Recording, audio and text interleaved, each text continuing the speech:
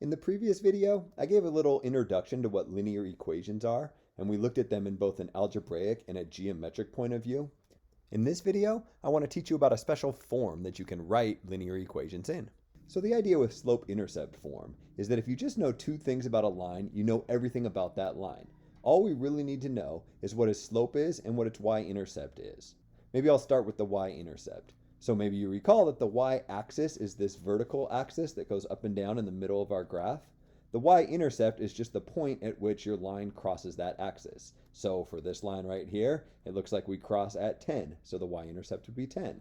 For this line down here, it looks like we cross the y-axis at -4. So its y-intercept, b, is equal to -4. And once you know where the y-intercept is, if you just know kind of loosely speaking how steep the line is, you know exactly what line you're talking about. The way you measure the steepness of a line is by calculating its slope. Typically the letter m is used to denote this slope. And all the slope is the ratio of how much the line goes up and how much the line travels to the right. So if I focus on this red dot and this pink dot, to travel from the red dot to the pink dot, it looks like I go up by 2 units and then I go right by 3 units. Therefore, the slope of this line is 2 divided by 3. And it's worth pointing out that I didn't have to pick on the red and the pink dot. I could have picked on any dots I want. To travel from pink to purple, we'll go up 2 units and right 3 units. To travel from red to brown, we go up by 6 units and right by 9 units, but 6 divided by 9 is the same as 2 divided by 3. What I'm saying is just by looking at this line, we figured out that its y-intercept is -4 and its slope is 2/3. So because m is 2/3 and b equals -4 for this line right here, the slope-intercept form tells us that we can write the equation of this line as y equals m times x, so 2/3 times x, plus b, so plus -4. In other words, y equals 2/3 x minus 4 is the equation of this line that we sketched in the previous example. And you might be like, wait a minute, no, that's not right. I remember from the previous video that the equation of that line was 2x minus 3y equals 12. And in fact, it is. This equation in red and this equation in green are equivalent.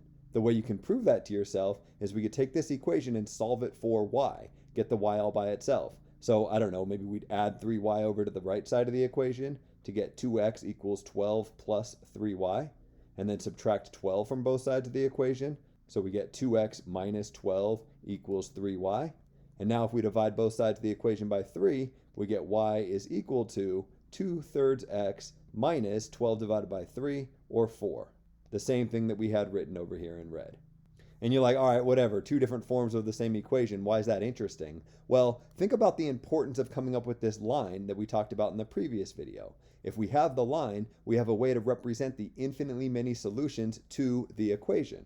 So when we started out with this equation, one way to come up with the line is just by trying to find solution pairs. But that was kind of tedious to find solution pairs, and maybe you can imagine that you'd make little mistakes, especially if the numbers weren't as user-friendly as 2s and 3s and 12s. Well, another option would be to solve that equation for y, in other words, get it into slope-intercept form. The advantage of having it in slope-intercept form is once it's in slope-intercept form, it's really easy to graph. All we would do is take this equation and say, just by looking at this equation, I can tell that the b is the -4, and that's because b is always the constant term when the equation's written in this form, and m is 2/3, and that's because m is always the coefficient on your linear term here, the number out in front of the x, when we're written in this form. So unlike this form of the equation, with this form of the equation, I can just look at it and come up with its graph. I'd start with the -4 and realize that that gives me the y-intercept, that this point right here is on my graph. And then I'd say because the slope is 2/3, to get to another point on my graph, I go up 2 units and then right by 3 units, and that gives me this second point on the graph. And once I have 2 points on the graph, I'm done because from the previous video, I'm able to look at this equation and tell that it's a linear equation, and therefore its graph must be a straight line. So I don't need any of these other points. I can just connect these 2 green points with a straight line, and I get my graph. That's the idea behind slope-intercept form, and it's fairly important, so I kind of want to do it again. Maybe you can view this as practice and pause this video and try it on your own. But in case you need me to walk you through the steps, I'll do that also. So what the prompt says is to first write this thing in slope-intercept form. In other words, solve this thing for y. That's pretty easy. Just add 6 to both sides, and I got 4x plus 6 equals 2y. and then divide both sides of the equation by 2, and I get 2x plus 3 is equal to y. It might help you to rewrite this as y equals 2x plus 3, so it looks a little bit more like the y equals mx plus b form that we want for slope-intercept form. It would be nice if you could look at this equation and tell that the value of b, the y-intercept, is just 3, and the value of m, the slope of this line, is 2. Those come from this 3 and this 2 respectively. With those two values, I can sketch the graph. I think it's easiest to start with the value of b, the 3, and recognize that because that's the y-intercept, my graph must go through this point right here. And then my slope is 2. It's useful to have the slope written as a fraction, so note that the whole number 2 is the same as the fraction 2 divided by 1.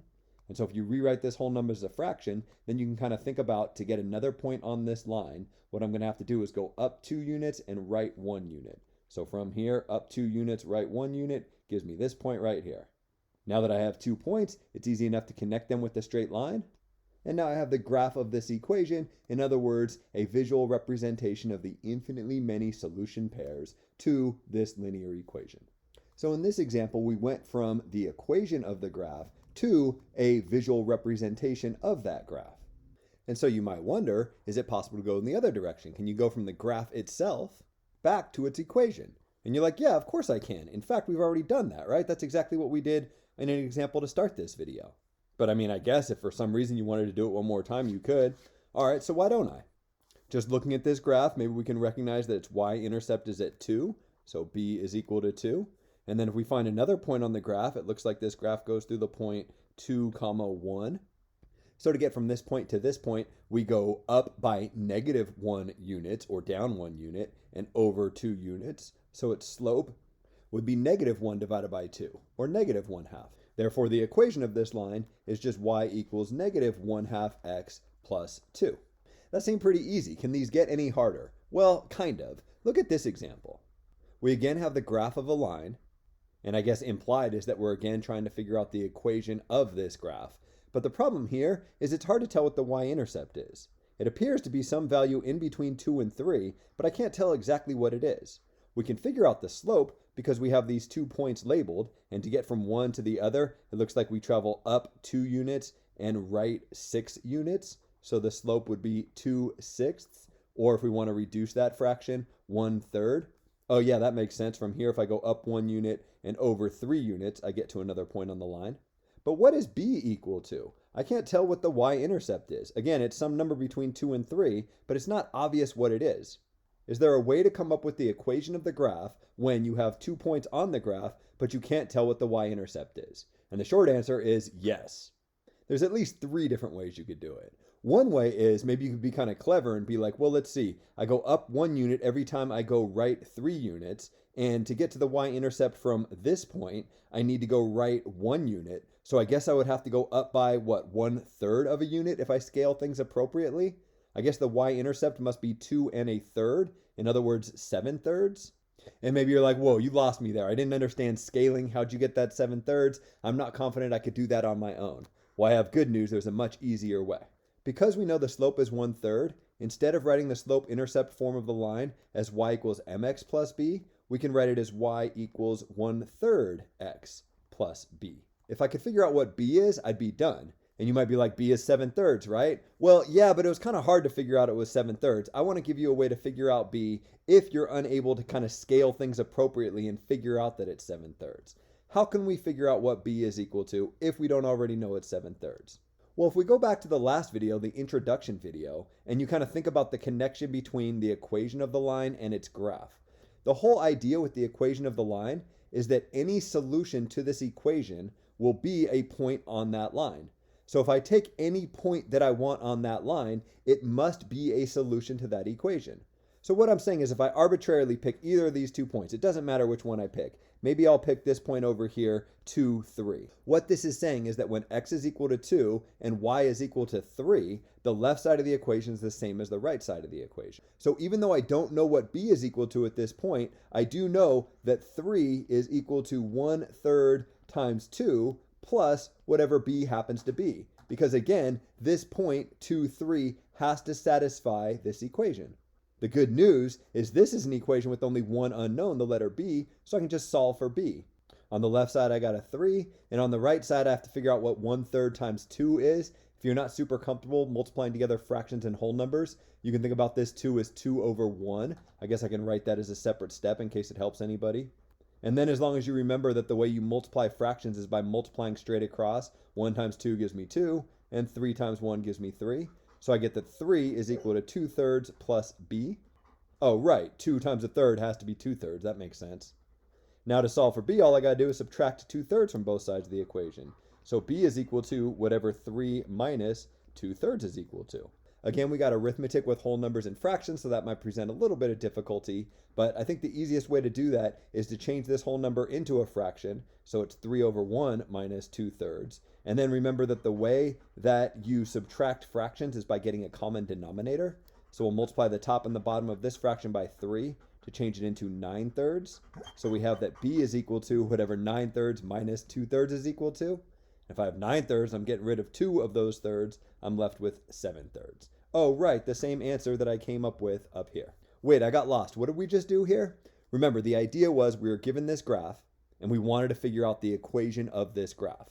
And that can be a fairly easy problem if the y-intercept and the slope are both apparent from the graph. But in this equation, the y-intercept was pretty hard to figure out. There is a clever way you can figure out that the y-intercept is 7/3, but that involves kind of scaling things and can be kind of a challenge for students. So a different method that you can use is this one that I demonstrated. The way it works is you recognize that you will have the slope-intercept form of a line if you just know m and b.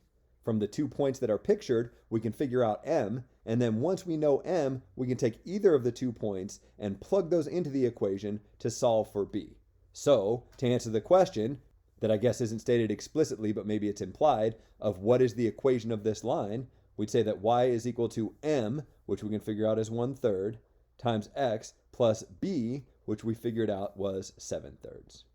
Okay, cool, that all works if we have a graph, but what if you don't even have the graph? What if you just have information about the graph? Can we figure this out purely algebraically, that is, without drawing a graph at all? Well, I wouldn't ask you the question if you couldn't. Let's do a couple of examples. The first one, we're asked to find the equation of the line that passes through these 2 points. Since the only form that we've learned so far is slope-intercept form, in other words, y equals mx plus b, let's see if we can figure out what m and b are equal to, and then we'll have the equation of the line. Let's start with m.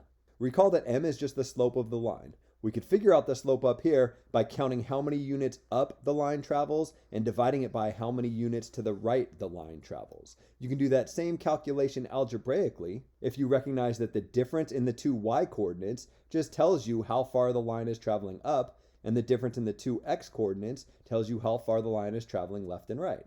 So if we're given 2 points like we are here, we arbitrarily name them x1, y1 and x2, y2. So maybe I'll pick this one and say that x1 is equal to -2 and y1 is equal to -4 for this -2 and this -4.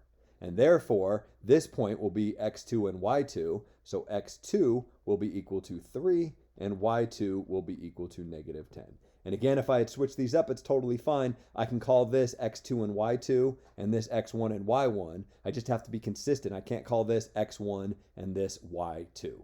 Now that I have all these values, all I got to do is plug it into this formula to figure out what the slope is. And you can memorize this as a new formula if you want, but if you can kind of see how this formula represents what we've been thinking of for slope all along, then you don't have to memorize it as a brand new formula.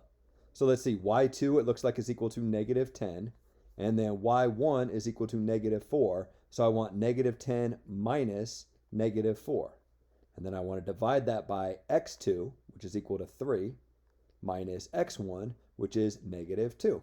Be a little bit careful with subtracting negatives. On top, I got -10 plus 4, because when you subtract a negative, you're really adding a positive. And I got 3 plus 2 down on the bottom.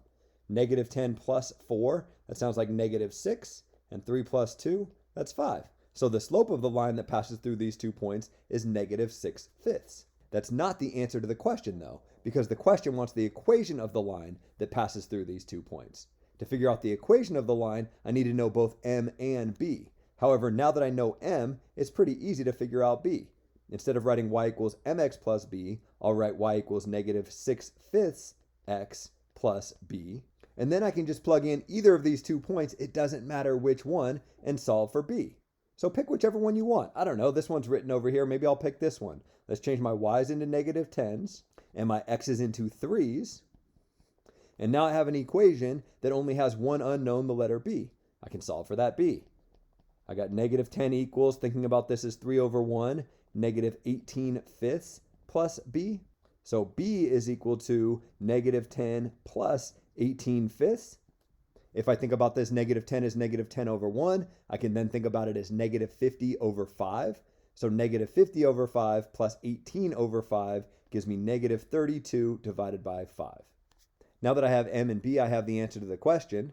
The equation of the line in slope-intercept form would be y equals negative 6 fifths x plus negative 32 fifths. In other words, minus 32 fifths.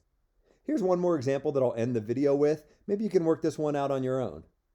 It should follow pretty similarly to what we did up here, except you don't have to go through the steps of solving for what m is equal to, because that's already given to you. Find the equation of the line that passes through this point and has this slope.